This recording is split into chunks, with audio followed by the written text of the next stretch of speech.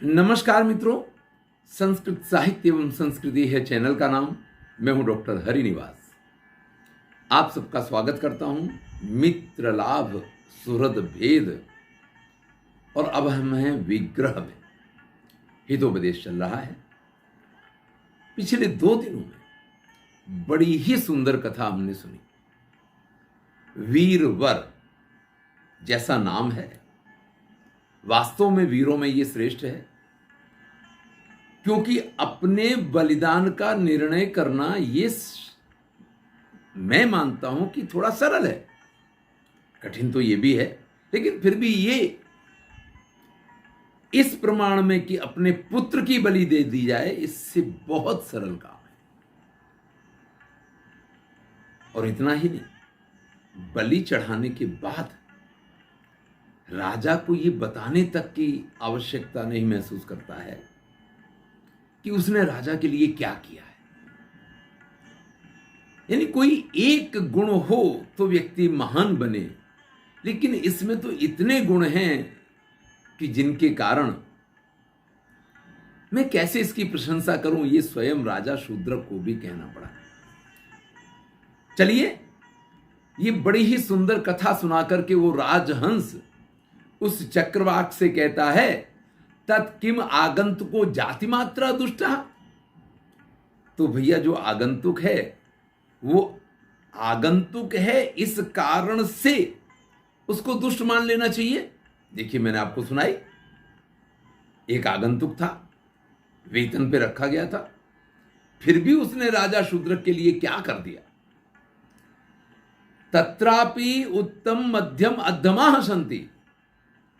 और जो आगंतुक लोग होते हैं ना, इनमें भी कुछ श्रेष्ठ होते हैं, कुछ उत्तम, कुछ मध्यम, कुछ अधम, सभी प्रकार के लोग हुआ करते हैं।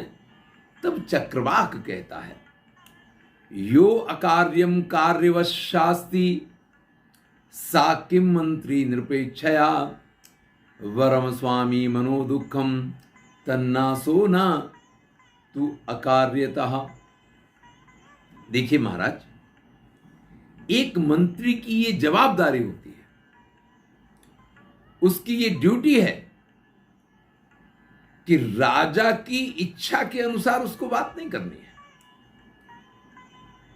क्योंकि राजा की इच्छा के अनुसार मंत्रणा करने से अगर उसका अकार्य हो रहा है, तो राजा की इच्छा के अनुसार मंत्रणा करे वो मंत्री नहीं है। क्योंकि जो राजा को अच्छा नहीं लग रहा है, वो कहने से हो सकता है कि वरम स्वामी मनो दुखम, राजा को मन दुख हो, राजा को क्रोध आए, राजा के मन में पीड़ा हो, वो मंत्री को सहन कर लेना चाहिए। लेकिन अगर अकार्य हुआ तो उसका नाश हो जाएगा। इसलिए गलत सलाह, राजा की इच्छा के अनुसार सलाह, ये कभी भी मंत्री को नहीं देनी चाहिए। बड़ा ही सुंदर श्लोक इसके बाद आता है, वैद्यो गुरुश्च मंत्री च यस्य राज्ञः प्रियः सदा शरीर धर्म कोशेभ्यः क्षिप्रम सा परिहीयते। हमारे बाबा गोस्वामी तुलसीदास ने इसका बड़ा सुंदर ही ट्रांसलेशन अपने रामायण में प्रस्तुत किया है कि सचिव वैद्य गुरु तीन जो प्रिय बोले भयास राज धर्म तन तीन कर होय वेग ही नाश। यहां पे कहा कि वैद्य, गुरु और मंत्री जब राजा का प्रिय करने के लिए या अपने रोगी का प्रिय करने के लिए या अपने शिष्य का प्रिय करने के लिए प्रिय वाणी का उपयोग करते हैं, तो रोगी के शरीर का, शिष्य के धर्म का और राजा के कोष का क्षिप्रम सा परिहीयते, बड़ी जल्दी विनाश हो जाया करता है। बड़ा स्पष्ट अर्थ है, इसलिए बहुत व्याख्या करने की आवश्यकता नहीं है। लेकिन फिर भी एक आदत है, अध्यापक हूं तो ऐसा लगता है कि सामने बैठने वाले सभी विद्यार्थी हैं, तो जब तक उनकी समझ में ना आ जाए जवाबदारी पूरी नहीं हुई है। इसलिए हर विषय का विस्तार होता रहता है। कई बार कुछ कमेंट ऐसे आते भी हैं कि इतना विस्तार करने की आवश्यकता नहीं है, लेकिन वो आदत से मजबूर। देखिए, वैद्य अगर रोगी की बात को मान ले और पथ्य कुपथ्य रोगी को क्या अच्छा लग रहा है वही उसको लिख देगी, ठीक है आइसक्रीम अच्छी लगती है, भले सर्दी हुई है रोज आइसक्रीम खाओ, आप समझ सकते हैं कि क्या होने वाला है। अगर कोई गुरु अपने शिष्य का इतना अधिक होना, शिष्य को गुरु का आज्ञाकारी होना चाहिए, लेकिन शिष्य उसको इतना प्रिय हो कि वो शिष्य का आज्ञाकारी हो जाए, तो फिर धर्म काहे का। अगर शिष्य में इतनी ही बुद्धिमत्ता हो तो फिर तो बात ही क्या है। और मंत्री अगर राजा के कथनानुसार ही चलने लग जाए तो परिणाम आप समझ सकते हैं कि क्या परिणाम आएगा। यहां इसी बात को कह रहे हैं कि हे राजन, मंत्री की यह जवाबदारी है कि वो किसी भी स्थिति में ये विचार ना करे कि राजा को क्या अच्छा लगता है, उसको ये विचार करना जरूरी है कि राजा के लिए हित कर क्या। चक्रवाक आगे कहता है, पुण्या लब्धम यदेकेने तन ममापि भविष्यति हत्वा भिक्षु महालोभान निध्यर्थी नापितो हता। भाई, किसी ने कोई कार्य किया, उसके लिए वो पुण्य सिद्ध हुआ और उसको उसका लाभ हुआ, दूसरा व्यक्ति भी विचार कर ले कि मैं भी ऐसा करूंगा, मेरे लिए भी ये पुण्य होगा और मुझे भी उसी प्रकार से लाभ होगा, ये आवश्यक नहीं है। एक भिक्षु को मारने के कारण जो नाई है उसको मरना पड़ा। तब राजा ने पूछा, कथम एतत्, भाई ये कैसे। तो चक्रवाक नाम का वो जो मंत्री है, सर्वज्ञ मंत्री है, वो राजा को कथा सुनाता है। अस्ति अयोध्यायाम चूड़ामणिर नाम क्षत्रिय। भाई, अयोध्या नाम की नगरी में एक चूड़ामणि नाम का क्षत्रिय रहा करता था। तेने धनार्थिना महता क्लेशेने भगवान चंद्रार्ध चूड़ामणि चिरम आराधिता। अब उसने धन की लालसा से, बड़ा गरीब था, और क्षत्रिय को गरीब होना अच्छा नहीं होता, लगता भी नहीं है अच्छा, चलता भी नहीं है। एक तरफ व्यक्ति के पास शक्ति हो, दूसरी तरफ गरीबाई हो, कैसे चलेगा। ब्राह्मण गरीब हो सकता है, पर क्षत्रिय गरीब हो ऐसी कथाएं आपने नहीं सुनी होगी। गरीब था, गरीब नहीं रहना है, कठिन तपस्या करता है, भगवान चंद्रार्थ चूड़ामणि को प्रसन्न करता है। ततः क्षीण पापो असौ स्वप्ने दर्शनम दत्वा भगवद आदेशात यक्षेश्वरेण आदिष्ट। जब व्यक्ति तपस्या करता है, कठिन तपस्या करता है, तो उसके पापों का क्षय हो जाता है। और जिसने शिव की तपस्या की हो, तो शिव के लिए तो ये कहा ही जाता है कि भाविहु मैटि सकहि त्रिपुरारी।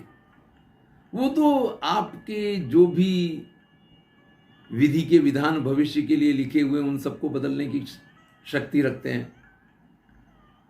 अब कठिन तपस्या के कारण जब इसके सभी पाप क्षीण हो गए, तो स्वप्न में दर्शन देकर के भगवान के आदेश से यक्षेश्वरेण आदिष्टः, यक्षेश्वर कहते हैं कुबेर को, उन्होंने आज्ञा दी, यस्त्वम अद्य प्रातः क्षौरम कृत्वा लगड़ोम हस्ते कृत्वा गृहे निवृत्तम स्थास्यसि ततो अस्मिन्नेवांगणे समागतम भिक्षुम पश्यसि। देखो भाई, आज तुम क्षौर कर्म इत्यादि करके और अपने हाथ में लगुड़ यानी डंडा लेकर के एकदम शांति पूर्वक अपने घर में बैठ जाना। उसी समय आपके आंगन में एक भिक्षु आकर के पहुंचेगा। जब आप उसको देखें, तम निर्दयम लगुण प्रहारेण हनिष्यसि, तो निर्दयता पूर्वक डंडे से उसको मारना। यहां तो कहा है हनिष्यसि, यानी मार देना।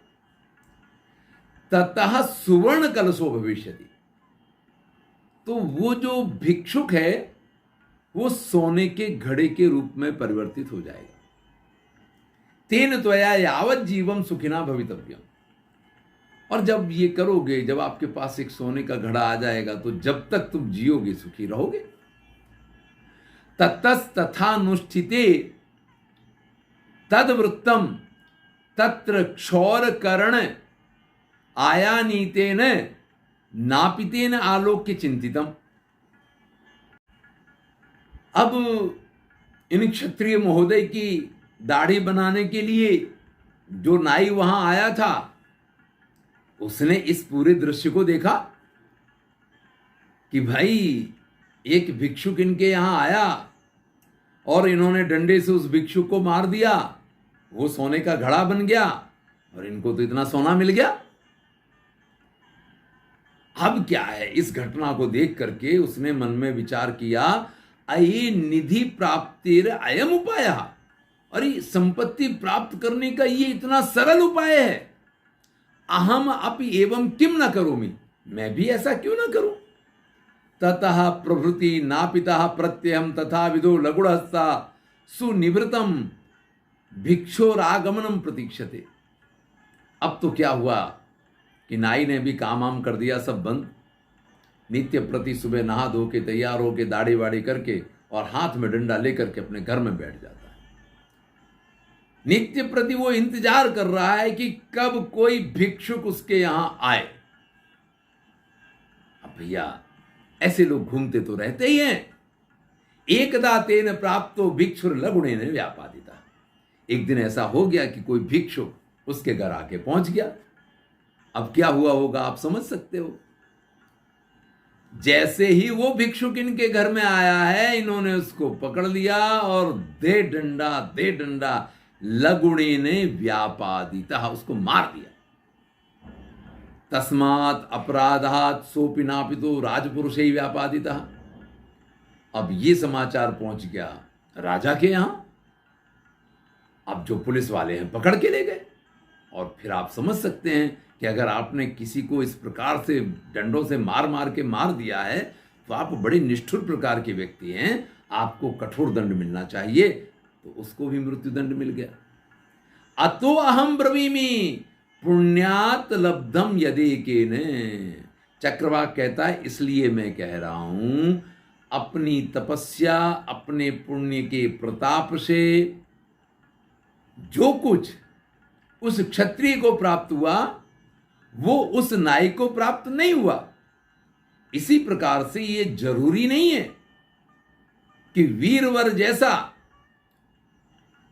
उत्तम सेवक जिस प्रकार से शूद्रक को प्राप्त हुआ, आपके यहां आने वाला आगंतुक भी उसी प्रकार का श्रेष्ठ हो, ये आवश्यक नहीं है महाराज। राजा हो, तब राजा कहता है, पुरावृत्त कथोदगार ही कथम निर्णीयते परः स्यान् निष्कारण बंधुर वा किम वा विश्वासघातकः। देखो भैया, जब व्यक्ति मंत्री की मंत्रणा सुनने के लिए तैयार होता है, तब तो उसकी समझ में बात आ जाती है। लेकिन जब हम सुनने की तैयारी नहीं रखते हैं, तो कितने भी हित की कोई भी बात हमारे सामने प्रस्तुत करे, वो बात हमारी समझ में नहीं आती है। राजा कहता है कि एक कथा प्राचीन मैंने आपको सुनाई, दूसरी कथा प्राचीन आपने मुझे सुनाई। इन सब के आधार पे आज की किसी बात का या आज के किसी व्यक्ति का निर्णय कैसे हो सकता है कि वो व्यक्ति वफादार होगा, बंधु होगा या विश्वासघाती होगा। या तो प्रस्तुतम अनुसंधीयता, इसलिए अब इस निर्णय पे नहीं, लेकिन जो प्रस्तुत स्थिति है अब उसका क्या इलाज है वो करना चाहिए। इस बहस में हम लोग ना पड़ें कि आगंतुक कौवा हमारा मित्र है या दुश्मन है। अब तो जो स्थिति खड़ी हुई है, हमें उस स्थिति का सामना करना है। मलयाधित्यकायाम चेत चित्रवर्ण तद अधुना किम विधेयम। आपको पता है मलयगिरी के पास वो पहुंच गया है, अब इस समय हमें क्या करना चाहिए। तब मंत्री कहता है, देव आगत प्रणधि मुखान मया श्रुतम तन महामंत्रिणो गृध्रस्योपदेश से यश्चित्रवर्णे ने अनादरा कृता ततो असौ मूढ़ो जेतुम शक्या। ये महाराज अपना जो गुप्तचर वहां से आया उसने ये बताया कि उसका जो बड़ा ही विद्वान मंत्री गीध है, उसने जो सलाह उसको दी थी उस सलाह का पालन उसने नहीं किया है और उसने अपने मंत्री की बात का अनादर किया है। जो राजा मंत्री की बात का अनादर करता है मूढ़ो, वो मूर्ख है। जेतुम शक्या, उसको जीता जा सकता है, उस पे विजय प्राप्त की जा सकती है। लुब्धा क्रूरो अलसो असत्य प्रमादी भीरुरस्थिरः मूढ़ो योधावमंता चा सुखच्छेद्यो रिपुः स्मृतः। देखिए, राजा के बारे में कहते हैं या शत्रु के बारे में कहते हैं कि जो लोभी हो, जो क्रूर हो, जो आलसी हो, जो असत्यवादी हो, जो प्रमादी हो, जो भीरू हो, डरने वाला हो, जो अस्थिर, थोड़ा ऐसे ही कम दिमाग वाला हो, जो मूर्ख हो, और योधावमंता, जो अपने योद्धाओं का, सैनिकों का अपमान करता हो, ऐसे दुश्मन पे विजय प्राप्त करना बड़ा सरल है। देखिए, जो लोभी होगा आप किसी ना किसी तरीके से उसको लोभ में लेकर के जीत सकते हैं। अगर कोई कपटी है तो आप समझ सकते हैं कि असत्य बोलने वाला है, कपटी है, झूठा है, आलसी है। तो इन सब के लिए उपाय है। हमें भय उसी राजा से लगना चाहिए, हमें भय उसी शत्रु से लगना चाहिए जिसमें व्यसन ना हो। अगर आपके शत्रु में किसी भी प्रकार का व्यसन है और विशेष करके वो अपने योद्धाओं का अनादर करता है, तो फिर उस पे तो विजय प्राप्त करना बड़ा सरल है। तत्व यस्सौ यावद अस्मद दुर्ग द्वार रोधम न करोति तावद नदी अद्रि वन वर्तमसु तद्बलानि हंतुम सारसादया सेनापतियो नियुज्यता। वो यहां आए, हमारे गढ़ को चारों तरफ से घेर लें, उससे पहले ही हमें अपने सेनापति सारस वगैरह को भेज देना चाहिए और वो वहां जाकर के मार्ग में ही उनकी जितनी सेना का विध्वंस कर पाए। पर्वतों के बीच में कहीं नदी आ जाए, उस नदी में, मतलब जहां जैसा मौका मिले, जिस प्रकार की जगह प्राप्त हो जाए, और उसके मान लीजिए कि नदी में उसकी सेना उतरी, नदी से सेना पार होना चाह रही है, तो ऐसे में 2-4 को खींच लिया तो 2-4 तो कम हो गए। कहीं पर्वत पे कोई चढ़े, उनको धक्का मार दिया, 2-4 गिर गए तो 2-4 तो कम हो गए। अब यहां तो पक्षियों की कथा है, लेकिन हम तो दुश्मनों की बात कर रहे हैं ना। तो शत्रु पक्ष जब हमारे दुर्ग को घेर ले, उसके बाद तो यहां जो करना है वो करना है, लेकिन वो दुर्ग तक पहुंचे उससे पहले पहले उसकी जितनी संख्या सेना की कम की जा सके उसको कम कर देना चाहिए। हमें अपने सेनापति और योद्धाओं से ये कहना चाहिए कि इन सब का विनाश को प्रारंभ कर दें। चलिए, अब इससे आगे की कथा अगले वीडियो में सुनेंगे। मैं हूं डॉक्टर हरिनिवास। आनंद लीजिए, हितोपदेश चल रहा है, मित्रों के साथ शेयर कीजिए। धन्यवाद। अगर चैनल सब्सक्राइब नहीं किया है तो सब्सक्राइब कर लीजिए भैया।